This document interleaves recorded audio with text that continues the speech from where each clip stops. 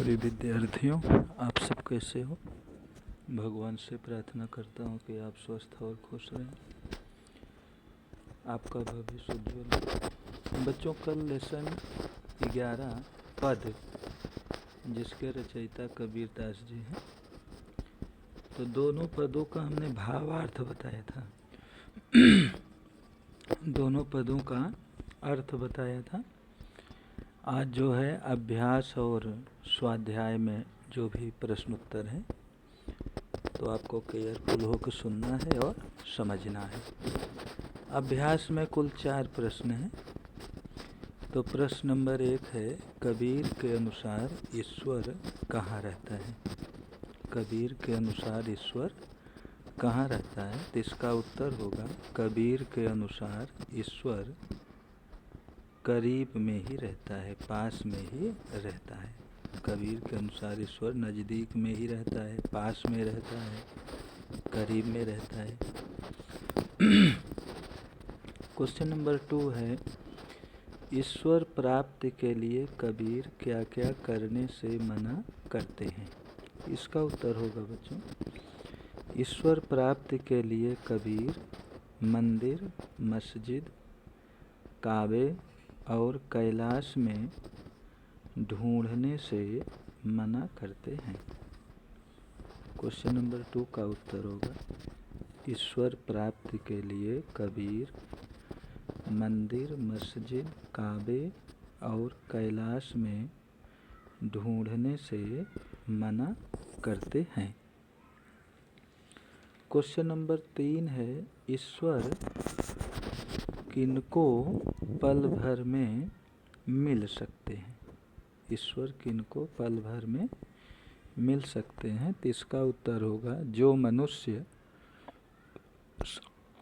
सच्चे मन से ईश्वर को ढूंढेगा, खोजेगा, ऐसे ही मनुष्य को भगवान पल भर में मिल सकते हैं। वापस सुनिएगा, जो मनुष्य सच्चे मन से, सच्चे दिल से ईश्वर को ढूंढेगा, ऐसे ही मनुष्य को भगवान पल भर में मिल सकते हैं। लास्ट क्वेश्चन है, कबीर विप्र शूद्र, विप्र में होता है ब्राह्मण, कबीर विप्र शूद्र की समानता की बात करते हुए क्या कहना चाहते हैं। कबीर विप्र शूद्र की समानता की बात करते हुए यह कहना चाहते हैं कि इस संसार में सभी मनुष्य समान हैं। इस संसार में सभी मनुष्य इक्वल हैं। सभी में एक जैसा खून है, सभी में एक जैसा खून है, एक जैसा रक्त है, एक जैसी त्वचा है, एक जैसा शरीर है, चाहे वह विप्र हो या शूद्र हो, चाहे वह विप्र हो या शूद्र हो। स्वाध्याय में बच्चों कुल 4 प्रश्न हैं। तो पहला प्रश्न, निम्नलिखित प्रश्नों के उत्तर लिखिए। कबीर के प्रथम पद का भाव अपने शब्दों में समझाइए। तो कल जब हमने भावार्थ आपको बताया था, तो कहा था कि भावार्थ अपने शब्दों में लिखना है। भावार्थ जो है अपने शब्दों में लिखना है। कल भावार्थ बताया है, तो वापस वीडियो सुनिएगा और अपने भाषा में, अपनी वाणी में, अपने शब्दों में लिखने का है। क्वेश्चन नंबर 2 है, खोजी होए तो तुरते मिलिहों का आशय स्पष्ट कीजिए। खोजी होए तो तुरते मिलिहों का आशय स्पष्ट कीजिए। यानी जो सच्चे मन से भगवान को ढूंढेगा, भगवान उसे पल भर में, क्षण भर में उसे दर्शन देंगे। तीसरा प्रश्न है, कबीर की दृष्टि में सभी मनुष्य समान हैं, स्पष्ट कीजिए। तो अभ्यास का चौथा प्रश्न अभी हमने आपको बताया कि सबकी त्वचा एक जैसी है, एक जैसा खून है, चाहे वह विप्र हो या शूद्र हो, इस तरह से कबीर की दृष्टि में सभी मनुष्य समान है, क्योंकि सभी मनुष्यों को जो है भगवान ने ही बनाया है।